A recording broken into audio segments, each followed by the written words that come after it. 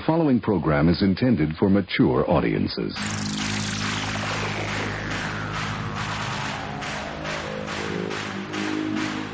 What do you say we have a rock and roll party?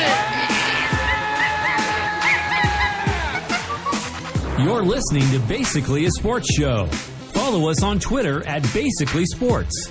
Subscribe to the show on iTunes, Spreaker, Stitcher, and YouTube. And every episode of the show is available at basicallysports.tumblr.com. Now here are your hosts, Zach, Greg, and Mike. And this is Basically a Sports Show. Is Mamma Mia 2 the best musical of all time? How did you know that was what I was going to bring up? Is it? No, do you guys, that's a good question. Do you guys do musicals? Oh, yeah. I do, yeah. Not me. Gonna go see a musical theater on Thursday. Oh, yeah? What are you going to go see? School of Rock, based on that Jack Black movie. Oh, yeah. I've actually heard good things about that it's actually pretty good. Yeah. As a rule, I don't do musicals. I have seen a few. I saw Phantom of the Opera when it was touring. And that's my favorite, Phantom of the Opera. I had absolutely no idea what was going on, but it was one of the coolest things I've ever seen. What, Phantom of the Opera? It's super simple. Well, I got the gist of it, but, it was like the singing trying to explain things, and I was like, oh, whatever, just, blow shit up and have the chandelier come down and all that cool stuff. No, Greg reviews Phantom of the Opera. I was just waiting for shit to blow up and the chandelier to come down. Right. No, they did a really, really good job with that. I was very impressed by it. It was in a smaller theater in Toledo, and it was really, really cool. And I got the gist of what was going on. It was just, I joke about musicals like I can't follow them and stuff. And then I saw Jesus Christ Superstar years ago. That was really good. That was with the original, well, not the originals, I don't think, but it had, Ted Neely, and I can't think of the guy's name that played Judas, but he was the guy that played him in the movie, and they were fantastic. I really do appreciate the balls of Andrew Lloyd Webber to go, I'm going to make a musical about Jesus from Judas's point of view. That's a challenge. Carl Anderson's his name. Carl Anderson, Ted Neely, and Carl, they were the guys that played them in the movie. And are you guys I'm sure you're familiar with the band Styx. Mr. Roboto. Yeah, well, the guy that wrote Mr. Roboto, Dennis DeYoung, was cast as pilot in the touring company that I saw, but he had taken the night off, so I didn't get to see him play the role. Aww. But, yeah. But it was good. It was really good. I enjoyed it. One of my favorite musical experiences, I saw Fiddler on the Roof in New York. Actually got to see it on Broadway. And the lead was played by the guy who played Dr. Octopus from what's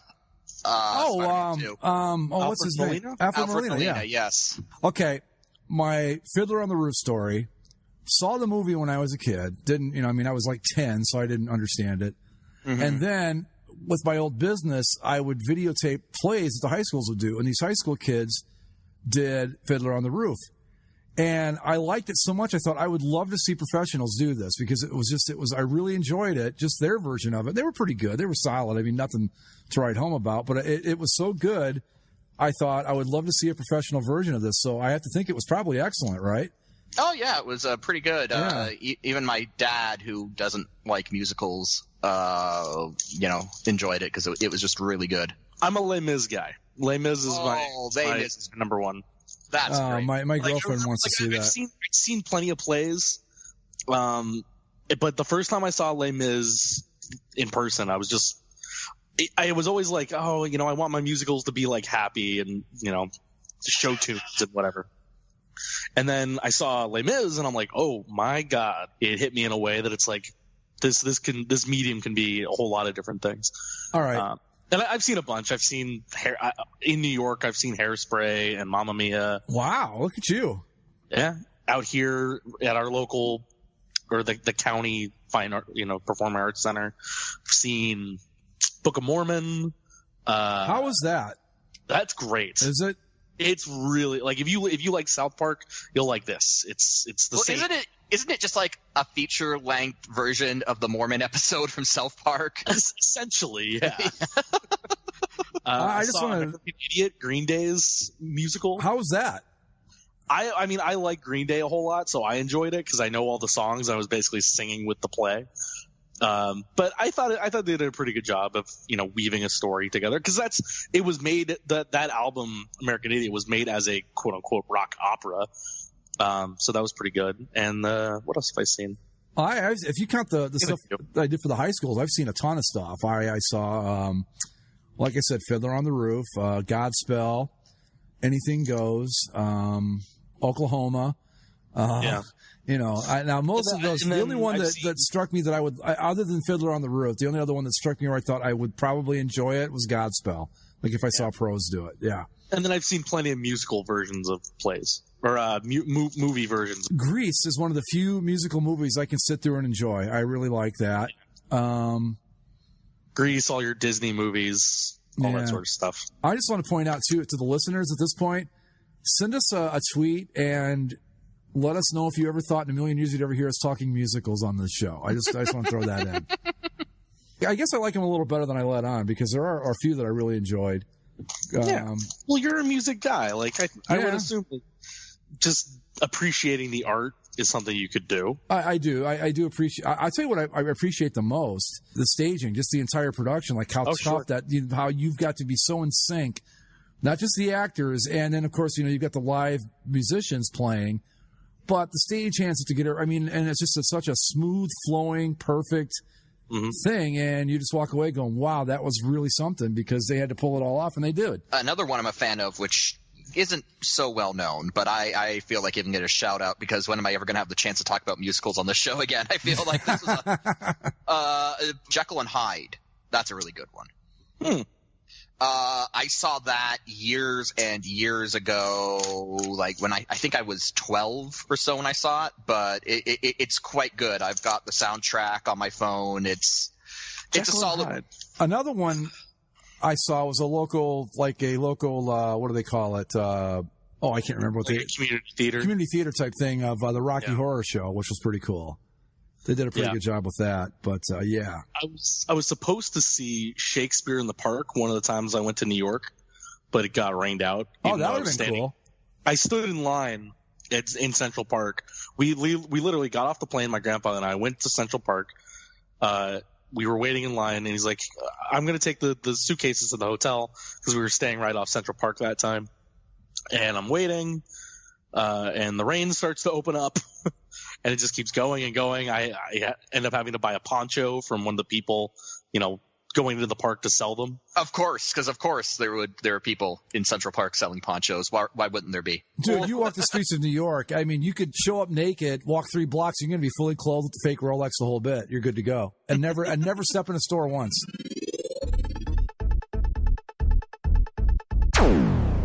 Zach's apartment has been put back together. We're ready to roll, so let's roll. Did you guys get through all 32 NFL teams? If they could have great face masks or not?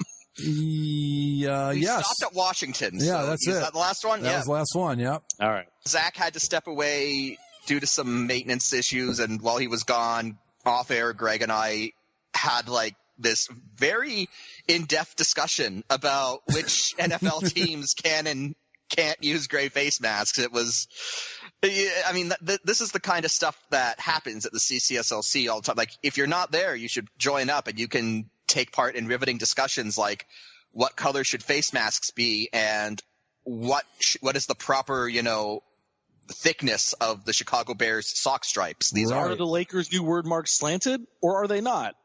I don't know. Does it being one or the other ruin the entire look? I think we only hit on 3 teams that we said would be okay without the gray. The Bengals, we stuck with the black.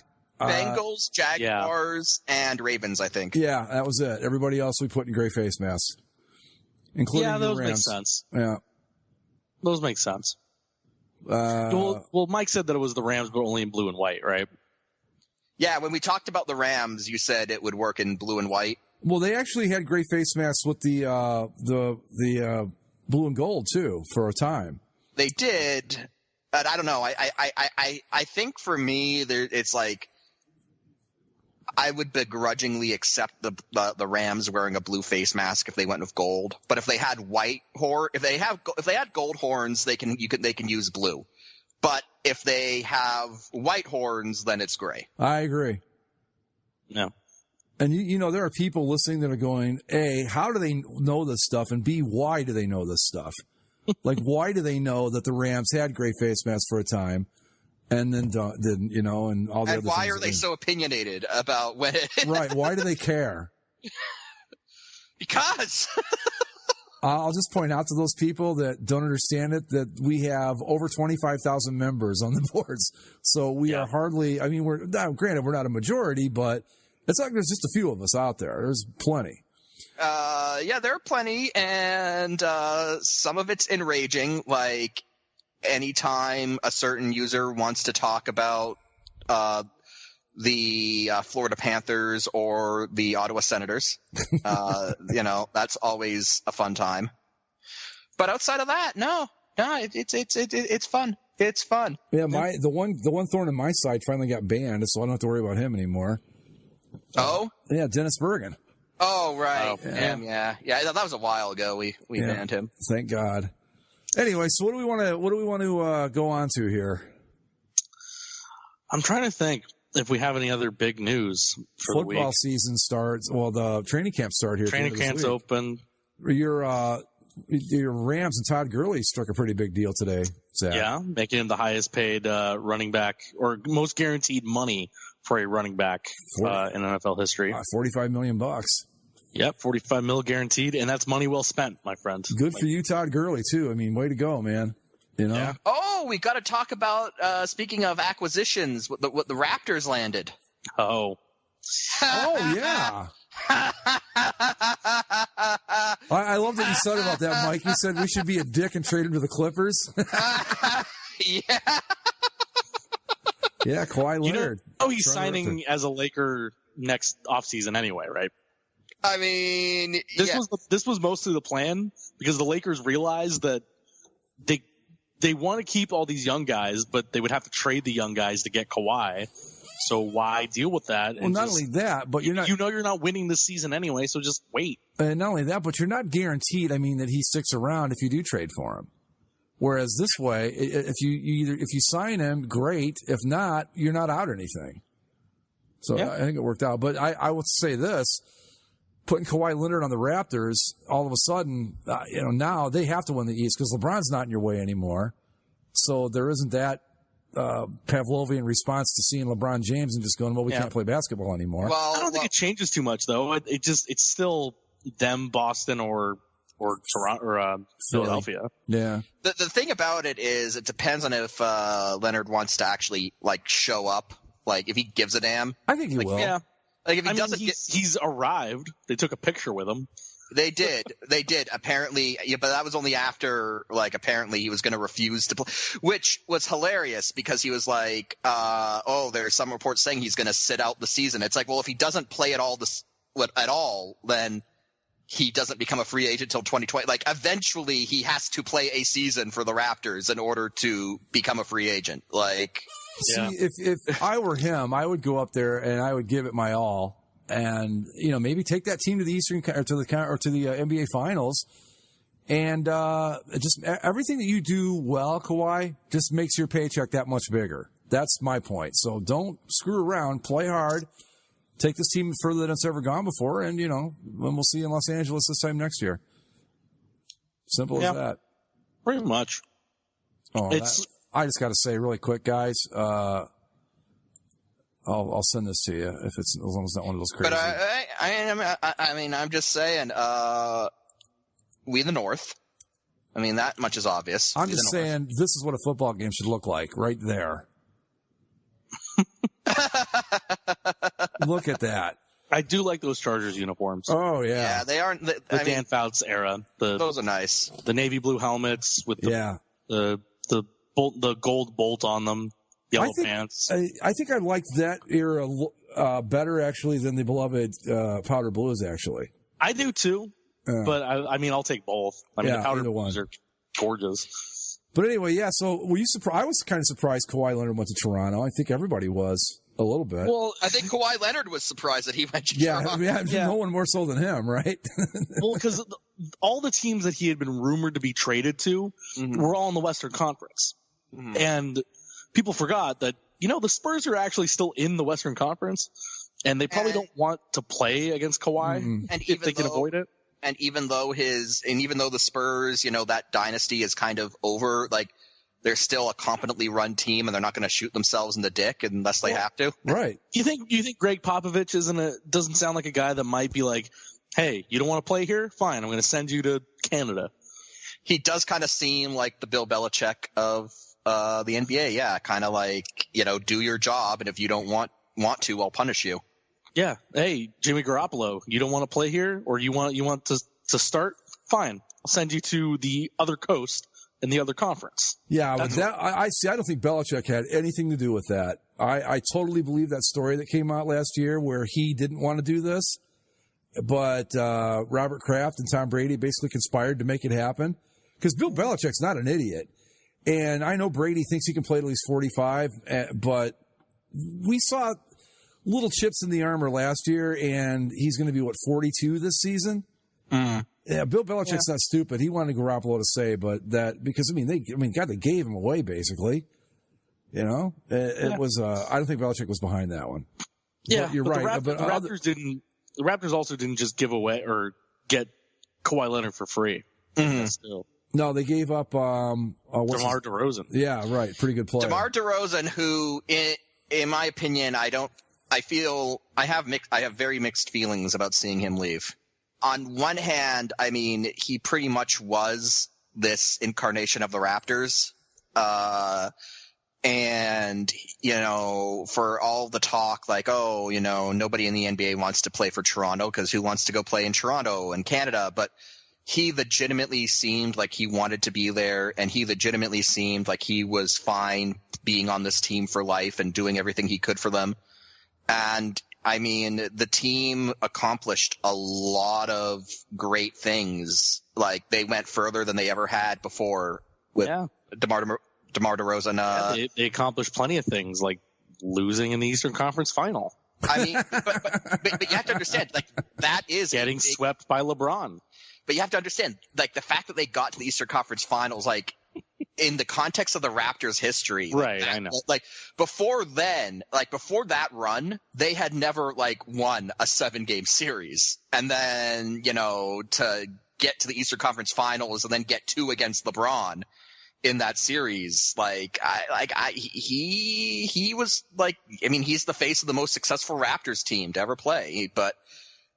Going back to what you said, Zach, there was, again, what happened last season against LeBron in the second round. And as much as I love DeRozan and everything that he did at helping resurrect the Raptors and basically making the team, one of the top teams in the East, it was kind of getting to the point where it's like, well, maybe it kind of like where you get with the Sharks or the Minnesota Wild, right? Where it's like, well, maybe this team as it's constructed, has a hump that they're not getting over. And if you're going to shake it up, DeRozan is he's the guy to shake it up. He's the guy you're going to start with. Yeah. The thing it's also hard to talk about this stuff still because it's still the NBA, and as excited as we are to get into NBA talk more than we have in the past, it's are we excited about it? Well, it's like, oh, hey, the East is wide open. Okay, great. I hope you have fun losing to the Warriors.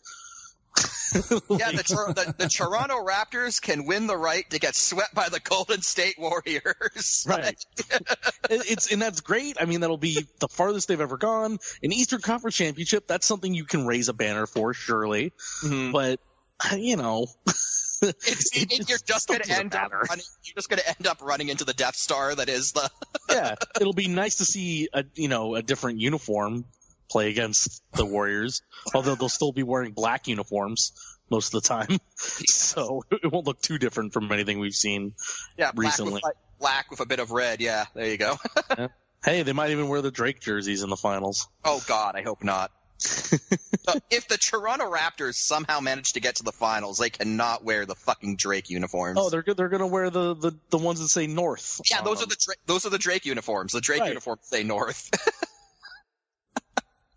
Not only does it say north, but it says north in an arrow that's pointing up, so we are all doubly sure what direction that it's in reference to.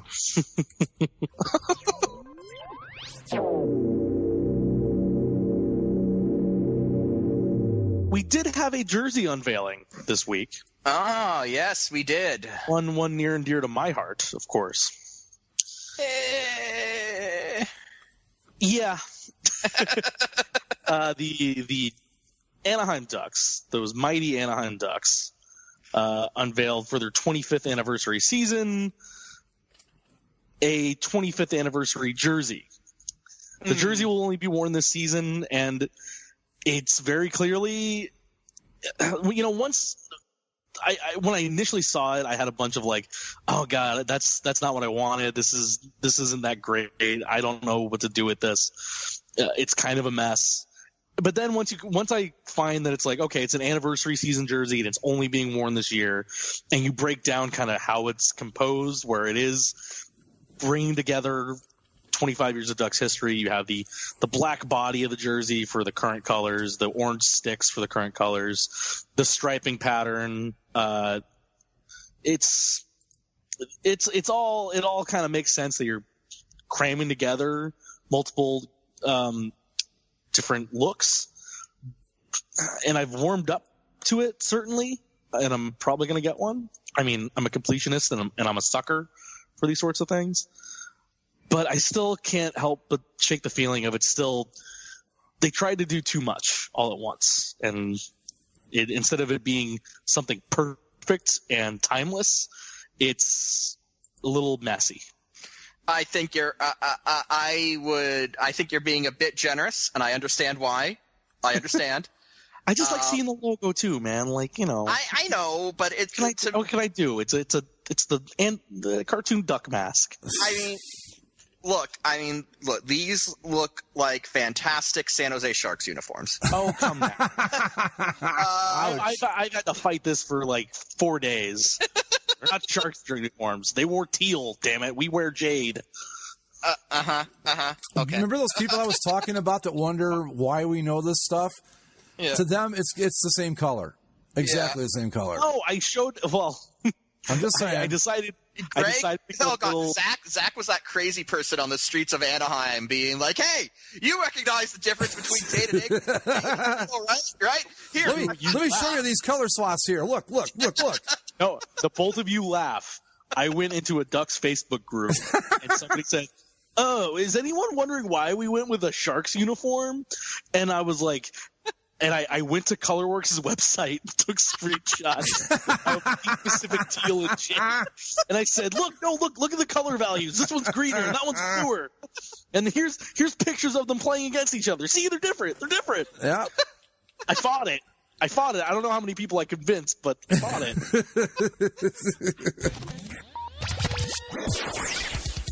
Major League Baseball's. Oh, but Manny Machado's a Dodger. I think that's a hell of a move for the Manny Machado is a Dodgers. Dodger. Yeah. That's pretty big. Pretty big. It was either the Dodgers or the Phillies, and people confirmed it was the Dodgers like 3 days before the trade actually went through. Yeah. But they had to wait till the end of the All-Star game. They had to wait for some like medical paperwork to go through, and et cetera, et cetera. And he became a Dodger, and he's doing okay. Well, that's a great move for the Dodgers. I don't know if he'll stick around there, but for this season, yeah, it's a nice move. Not a lot's happened yet. Of course, we're still a little less than a week away from the actual trade deadline, so yeah, still a lot of things could happen yet. The next big name on the block is Zach Britton, the closer for the Orioles, another Oriole that's going to hit the road. And we talked about it a couple weeks ago. I don't know that they're going to hit 54 wins, Zach. I think they might not get there. That team is so bad. They're horrible. I mean, was it like 2 years ago they were in the playoffs or making a run at it? Yeah. That's the thing is like they were somewhat competitive. Oh, great. He's going to go to the freaking Yankees, Zach Britton. Wonderful. Wonderful. Great. Just fantastic. Are there any other teams in Major League Baseball this season? I think it's just Boston and New York. Well, if you ask ESPN, that's what they would tell you. Yeah. They're 28-73 right now. Oh, my God. That's bad. 277 is their winning percentage. If you ever wanted to see beautiful Camden Yards, now's the time. I mean, nothing. Okay, look, I hate the Red Sox, like, with a passion. And as you should. The Yankees being on top with the Red Sox is basically the recipe for insufferability. That I can only imagine what being part of that division's like for you. Oh, it's goddamn awful. I mean, it's a fucking nightmare. Let me tell you what that is like. That being said, the fact that the Baltimore Orioles are just an absolute dumpster fire of mediocrity makes me happy. Makes you the best bird in the division. Of course. But you see, the thing is, I think you get a trophy for that, right? the thing about it. Cup. The thing about it. Let me tell you what my feelings are regarding the American League East. Boston, fuck them. Yankees, fuck them. Baltimore, somehow I hate them more than the other two. Fuck them. How? Wow, really? Why? I just don't like them. I can't explain it. There's no rational reason. I just don't like the Orioles. That's me and the Red Sox. I've never understood it. This goes back way before they became what they are now. I'm talking when I was a kid and the Red Sox hadn't done really anything to make anybody mad. And I despised them. I hated them with every ounce of my being, and it's never gone away. I don't think I can think of as like if maybe it's a reincarnation thing. Like in a past life, I played for the Red Sox and they treated me badly. I don't know. Are you the reincarnation of Babe Ruth? Are you still bitter about that? Right. Yeah, like I just don't like the Baltimore Orioles, and I never have. And because of that, it's almost worse because I can tell you exactly why I hate the Red Sox and the Yankees. You know, they're annoying fan base. They're annoying fan bases in the division, and they're historically good more often than not. And when they're both good, the media becomes insufferable. Like baseball media becomes insufferable when they're both good. And as like a fan of another team in that division, when it's the Yankees and the Red Sox, it seems like you're just destined. Like there's no hope. There's no way you can poke through that. But so I can justify my hatred of those two teams rationally as like I'm a fan of another team in the division, and that more often than not is kind of, you know, always trailing them. The Orioles, I can't justify. I can't tell you why. I just don't like them. Yeah, and, I understand. And beating them in that wild card game where they kept their faltering like pitcher in to basically give the Jays a couple home runs and extra innings was just, you know, that was just amazing. I loved that. That was like this Jays team that had a shot at a title last couple of years. They never put it together, but between beating the Rangers in that amazing game, was so much fun in that game 5, and beating the Orioles like that, I could look back and be like, you know what?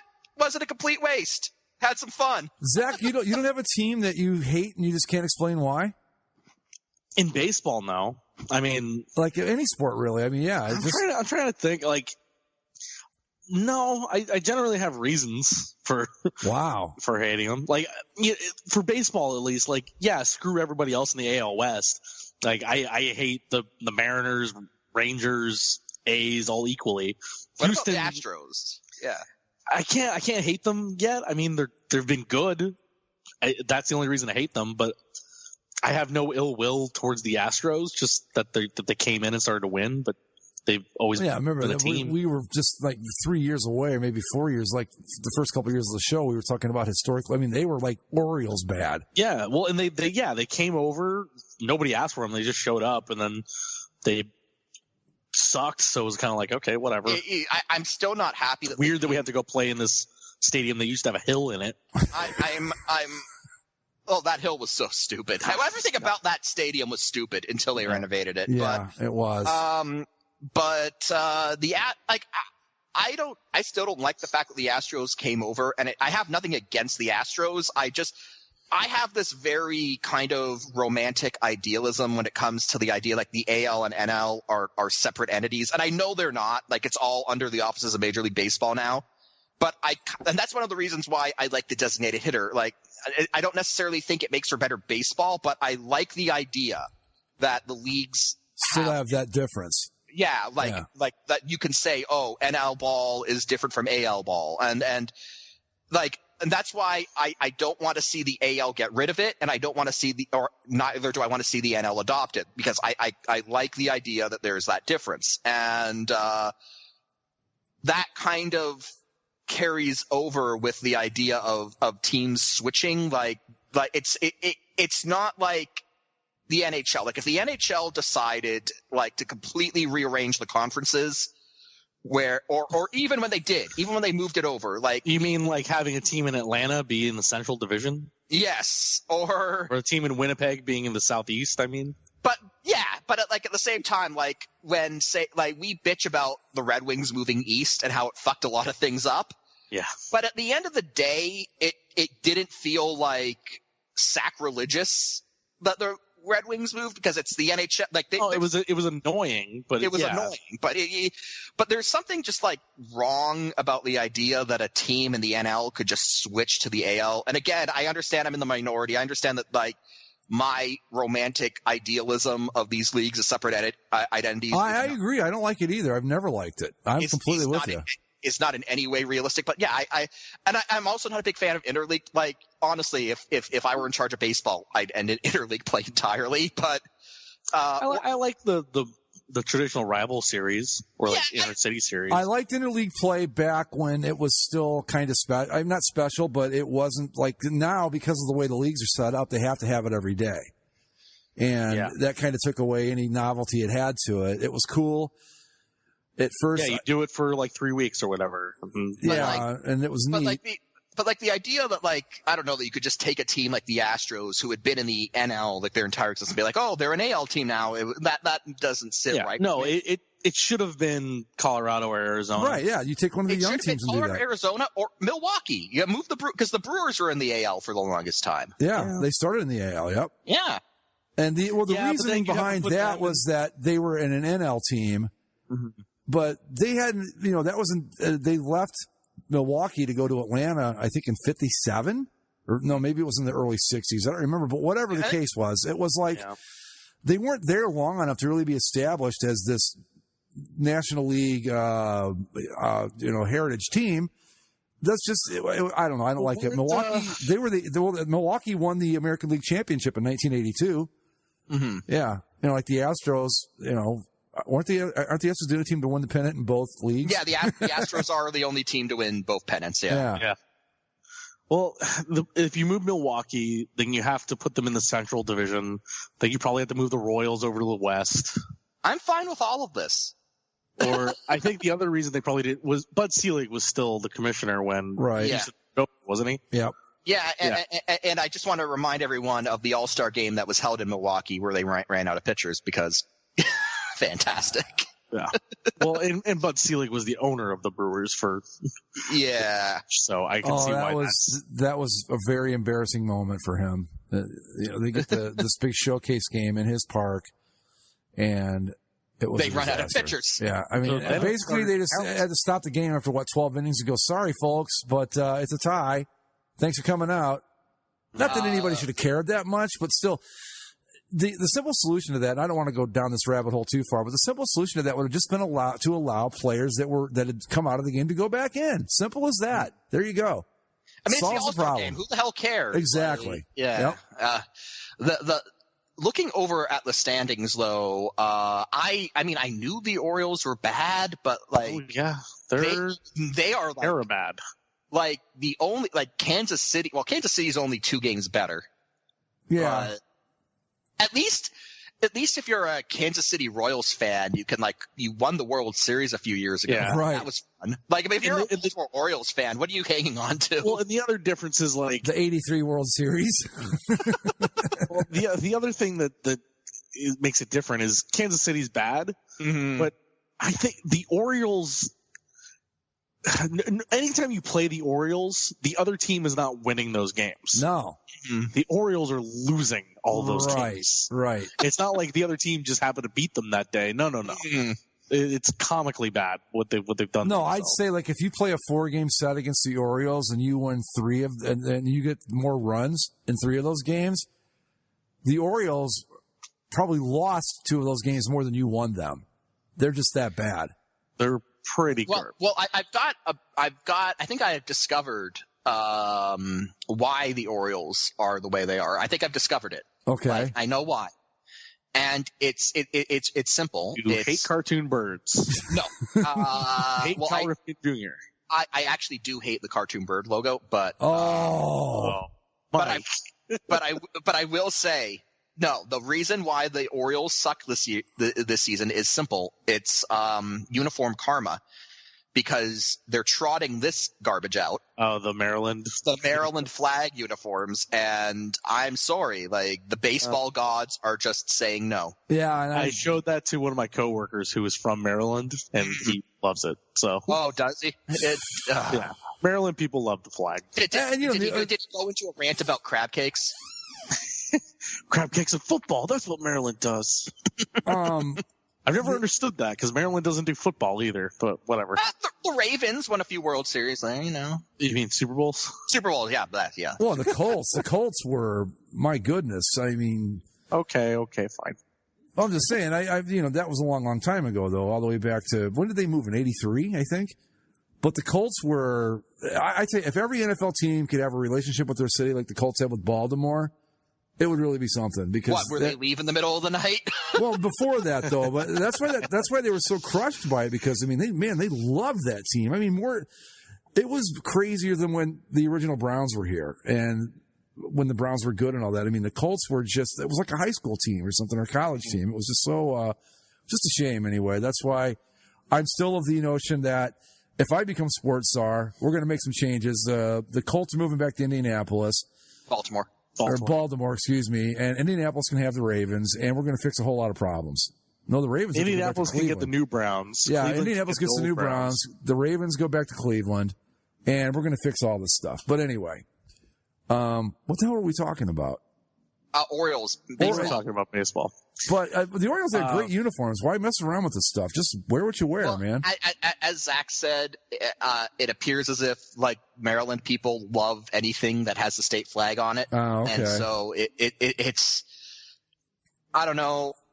I actually like the Maryland state flag for a variety of reasons, but so do I, but not as part of a uniform. It's not the most logo friendly design. No. But anyway, yeah, it's so the other baseball topics that popped up over the last weeks since the All-Star game. Brewers pitcher John Hader.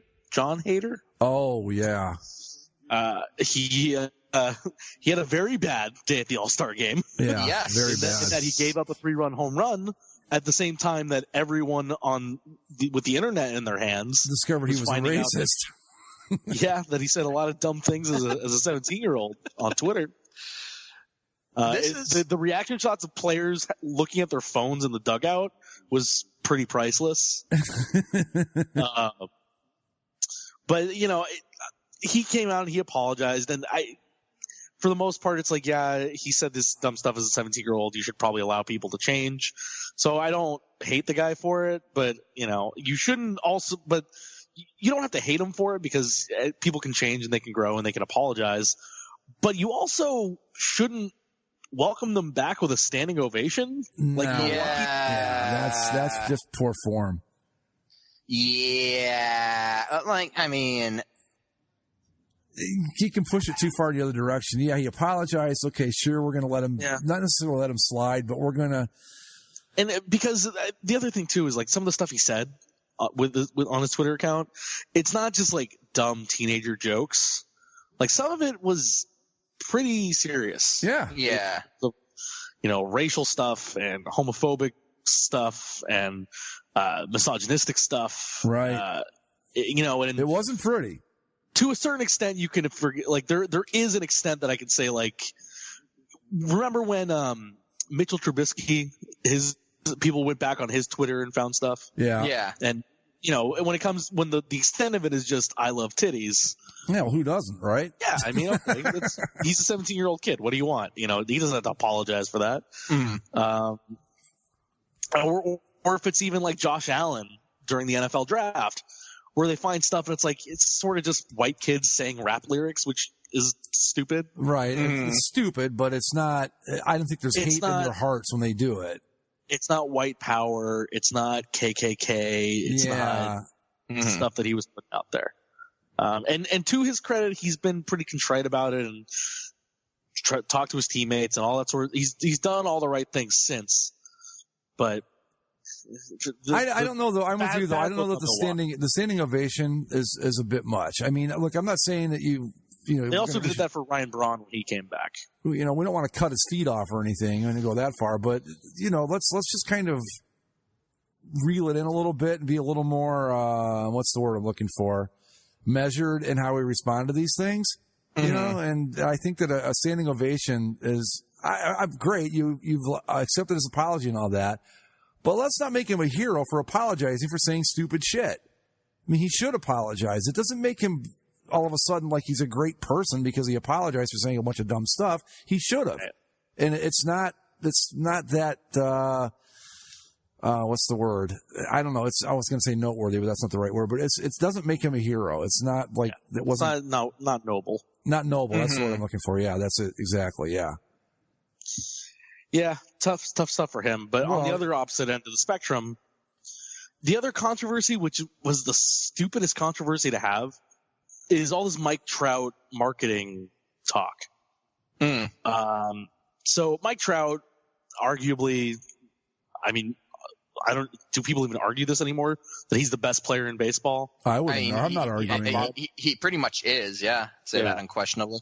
But he's kind of a boring guy, and he's not out in the marketing and all that. He's not the front face of MLB like the best player in baseball should be. See, I'm a Canadian hockey fan, so I don't find him boring. I find him he's a good, quiet boy. I like the fact that the only thing I know about Mike Trout is that I think he's married and he really is a good baseball player. That's all I don't want any more than that, if that makes any sense. As somebody that lives here, follows the Angels pretty close, I know that he loves the Philadelphia Eagles. That's obviously his big fandom. Right. He's strangely into the weather. I forgot about that, but he is. He's into the weather. Huh? He's a total weather geek. Yeah. Yeah. And otherwise, he spends all of his time signing autographs for every kid he sees, and he's a great community ambassador. But before the All-Star game and like the State of the League address that Robert Manfred gave, he was asked a question about Mike Trout and why isn't he a guy like him, involved more in the marketing. And he said something to the effect of that, for him to be a marketable face, he has to want to be marketed, to basically say that, Mike Trout doesn't want to be part of our marketing efforts. And it got colored out to be a bad thing. And so the Angels had to put out like a statement, basically like a statement of character, to be like, Mike Trout's a great guy. He does all this stuff in the community. He, raises money. He's a humble guy. He's all the things that you want most people to be. He's just not a self-aggrandizing promotion machine. That's the problem in this day and age. You can't win for losing. If he says, I don't want to be the guy that's marketed and all that, people take it the wrong way and they think that he's somehow disparaging baseball or he's standoffish or whatever. And if he does do it, then they're like, who the hell does this guy think he is? We don't need to see him on the cover of everything, blah, blah, blah, blah, blah. It's just the world we live in now. He was screwed either way on this deal. But yeah. I'm fine with him being the way he is. I just wish the Angels weren't wasting him the way they are. I mean, this guy is, believe me, I followed baseball for a long time. That's the other thing. Yeah. He's a once in a generation talent. You just don't see guys like him come along very often. Yeah. He's not all up in your face in the MLB marketing because the Angels aren't exactly all up in your face when it comes to the standings. No. Being a good team. If the Angels were perennially in first place, perennially making the playoffs, winning series, making runs, he'd be on the front page of everything all the time.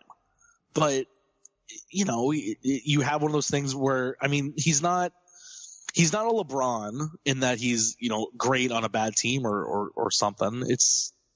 He's and he gets like put on the front page because he's this otherworldly personality where he can dominate a game single-handedly. Like, you can only do so much in baseball.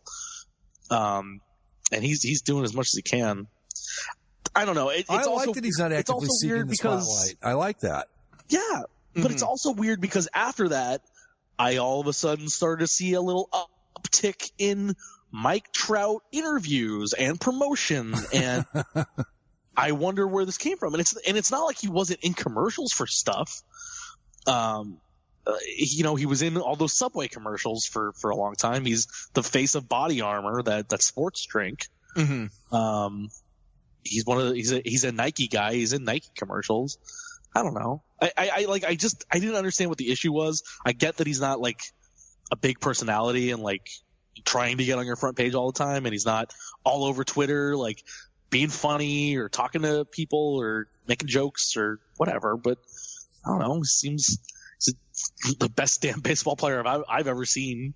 Yeah, and, just leave the guy alone is what I would say. I will tell you this, though, that Twitter is people need to learn that you don't need to post every thought you've ever had on Twitter. Ask the pitcher from the Brewers, who probably should have kept his mouth shut, or James Gunn, the guy that directed the 2 Guardians of the Galaxy movies. Did you guys hear about that? Yeah. And that one I have an issue with. So I don't think he's a pedophile or anything. No, of course not. Like, the stuff that he put out there, he said, it was him trying to be a provocative jokester, right, over 10 years ago, or not over 10 years ago. I guess 2011. So a while back. I don't know how long, but yeah, it wasn't yesterday. It was a while ago. But the thing that kind of turns me the wrong way on this one is twofold. One is that he was basically persecuted in a way, but because we had this before with, you have some of these more liberal groups that have. Oh, this was payback for Roseanne is what this was. Right. You have some of these liberal groups that have taken to Twitter and said like, oh, hey, look at this stuff this person said, they're bad, and they get fired. But stuff like Roseanne, we all pointed to it because it happened in the moment. It happened today, or it happened last week, where James Gunn, they had to go find this stuff. And the other, and so this conservative group tried to take him down to get a scalp for a scalp sort of idea. Right. And they're thinking to do it with guys like Michael Ian Black, Patton Oswalt, and others. And the other reason why this bothers me is this is one of the first cases, I think, of internet double jeopardy. Yeah. Because when he was hired for Guardians of the Galaxy, the first one, he had made some, unsavory jokes on a blog post somewhere. Right. That were sexist and anti-gay sort of jokes, but it was obviously not the way he felt. They were just trying to be controversial, edgy jokes. He was going for a response. Yeah. And at the time, people kind of brought it up and said, hey, this isn't good. What are you going to do about this? And he said, he owned up to it, said it was bad. He reached out to GLAAD and other organizations, and he apologized and tried to do proactive work. And he was still allowed to direct Guardians 1 and Guardians 2. And just because all of a sudden now people have dug up these jokes from even further back, Disney, it was one of those things where, like, I didn't even see the outrage for it. I saw the firing for it, right? Like, with things like Roseanne, there was outrage, then she was fired. That was acted pretty swiftly, but I at least seen what she was being fired for before she got fired. With James Gunn, I read he's fired for what? And then it's like, oh, okay. Where did this stuff come from? Nobody heard about any of this. And we'd all kind of addressed it. And the fact that he got fired for it is kind of, I don't know, this outrage. The thing is, I think the problem I have with it, I don't know if it's necessarily a problem, but what I find troubling about it is, like you said, Zach, it wasn't unknown that this stuff had gone on. It was like it had been addressed. It was there. It had been addressed. And then, because, like you said, scalp for a scalp, somebody had to pay for Roseanne, so a conservative group goes out and they decide that, well, we've got James Gunn here. He's a good target. And we're going to take him down. And that's what we've become as a society. And I don't like any of this. Everything they said, none of it, was good. But we've gotten to the point now where we're either going too far in one direction or the other. I mean, you've got the pitcher Hader from the Brewers who gets a standing ovation because he apologized for being an asshole. And you get these other people losing their jobs, even though they may have apologized or whatever. It's just, I don't know. The whole thing has just gotten way out of hand, is I guess what I'm trying to say. It's just, it's too much. And the problem is it's all a scoreboard. Yep. Mm-hmm. Yeah. Right. Like, this isn't when other people get called out, it's for stuff that they've done wrong. It's to try and make society better to an extent, where it's like, hey, this stuff isn't like, we all as a society kind of went through this with the word gay, right? Yeah. Remember those dumb Hillary Duff commercials that they made where it's like, gay's not stupid or whatever. Yeah. Yeah. I mean, I'll admit it, as a middle schooler, as a high schooler, I used the word gay to be like, oh, dude, stop being so gay. Like, that's stupid, or that's silly, or whatever. It's like not cool. And I don't say that anymore. Mm-hmm. I don't use the word like that anymore because society has grown, and we all learned that, you know what? That's actually not okay. Yeah, it hurts people. Words mean different things. Yeah. Right, but we as a society, we're allowed to grow. We all realize we made a mistake, and we move forward. Mm-hmm. But now we're retroactively going back and like, hey, what he said back then isn't applicable now, so let's fire him now. Right. Mm-hmm. Like, well, yeah, you do that to anybody and you're going to find stuff. That's why society progresses, and we keep looking back at the things we did wrong and putting people on trial for it now. What are you doing? You're not making things better. You're just trying to win the game. Yeah, and you're just pitting everybody against each other. Right. You're, like you said, it's a scoreboard thing now. And something will come along, and now someone's going to pay the price for James Gunn on the other side, and it's just never going to stop. And what was it? Mark Duplass, the guy from the League, and he's in some other stuff. Yeah. Made the mistake. Kind of an indie film director now. Made the mistake. I don't even know who Ben Shapiro is, and I guess he's a conservative guy. He said some pretty inflammatory stuff in his own right. But Mark Duplass made the mistake of saying, okay, I don't agree with very much of what this guy says, but he's fair-minded and blah, blah, blah. Something to the effect of, look, I don't agree with him, but he's not a bad guy, and if you want to have a civil discussion about things you disagree on, he's a good guy to follow. And people lost their freaking minds over it. Liberals are like, how could you, blah, blah, blah. And it's just like, the context is everything. And to illustrate this, Zach busted me on... It's kind of a sad indictment that in our society we can't even say this is a good person to have a respectful conversation with about, like, I don't know, like, I think it's indicative of a lot of things where if I can't even say, oh, I disagree with this guy on a lot of stuff, but, we can have a civil conversation, if that's no longer considered okay. Right. That's because Ben Shapiro had said some things that were in the same vein as, like, stuff that, I don't know, I'm trying to think of some of the political stuff, not necessarily like Roseanne territory, but things that weren't great, But the problem is that, and I was just going to say, Zach busted me for this on Facebook the other day.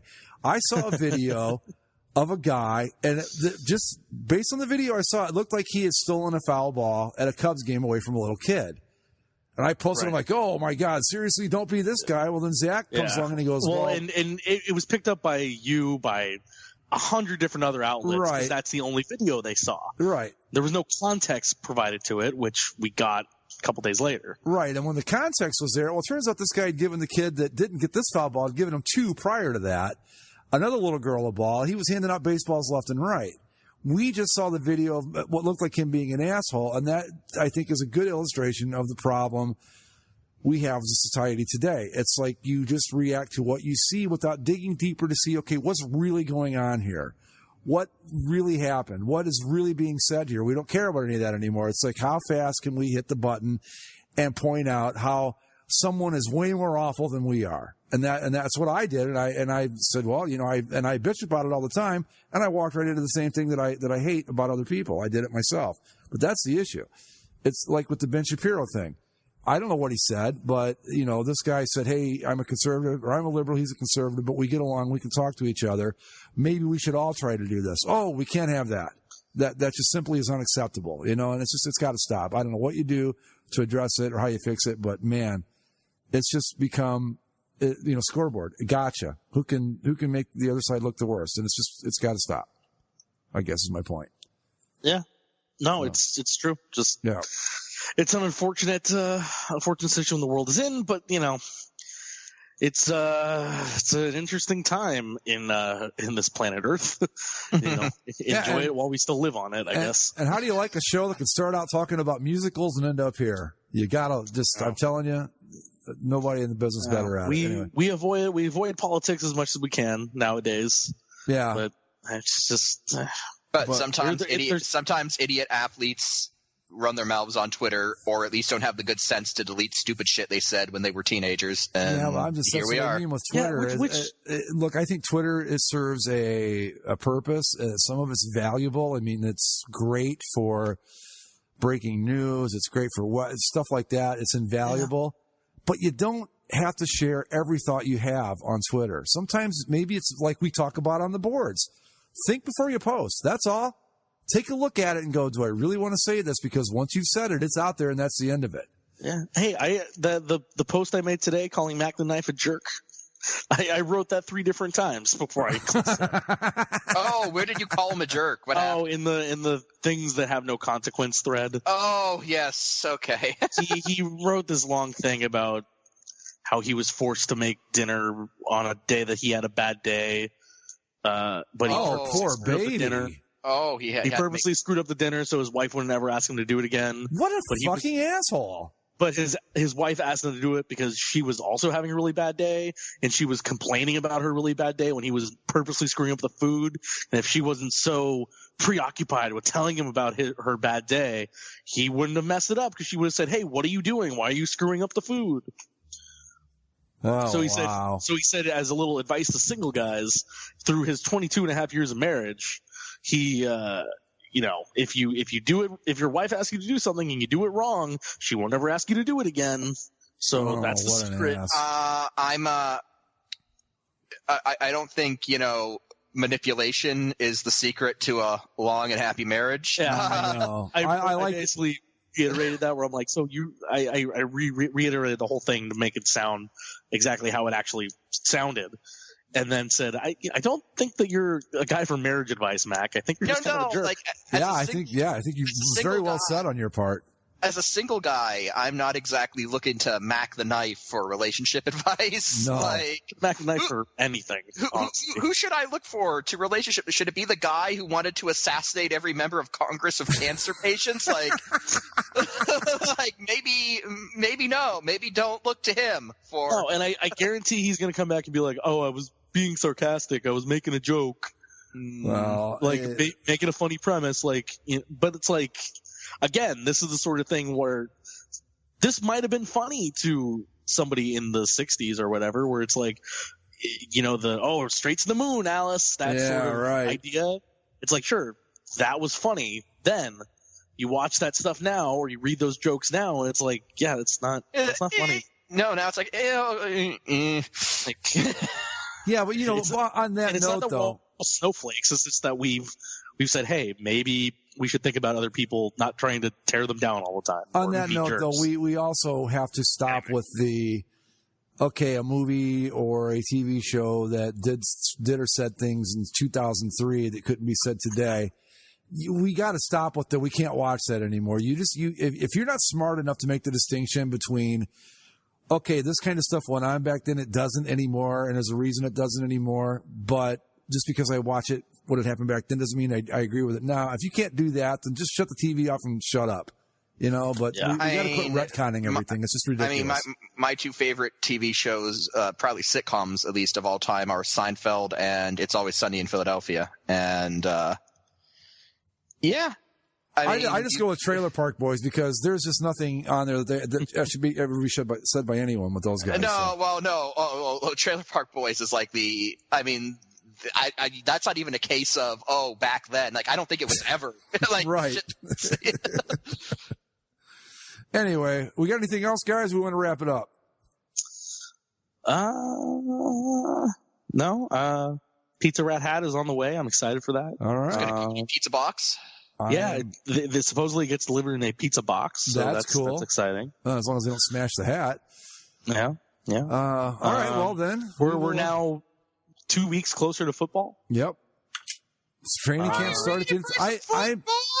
I am actually going to go to a practice, a Browns practice during training camp at some point. So I will have a full report from that. Yeah, just for the fun of it. I've strongly considered going to Rams camp this year. I thought I'd take my good camera, my good Nikon, and go up and take some pictures and stuff. Just something to do. Sure. Tell me how Tyrod Taylor looks. Yeah, and of course the franchise Baker Mayfield, baby. Oh God. Yeah. Well, in the midst of all that, I'd forgotten that they actually picked up Carlos Hyde, which, if he's not over the hill and done, is not a bad pickup for my Cleveland Browns. So we'll see. But anyway, we're going to call it a night, folks. We will have more NFL, believe me, as things progress here.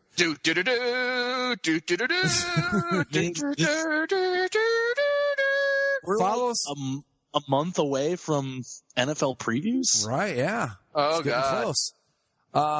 Follow us on Twitter where Los we don't Angeles football Chargers, them Super Bowl champions. You heard it here first. Where we don't say anything controversial at all. At Basically Sports, subscribe via iTunes, Stitcher, Spreaker, and YouTube, and you can follow us on Facebook. Speaking of the places where they can find us, Greg, you know what the NFL season coming back means.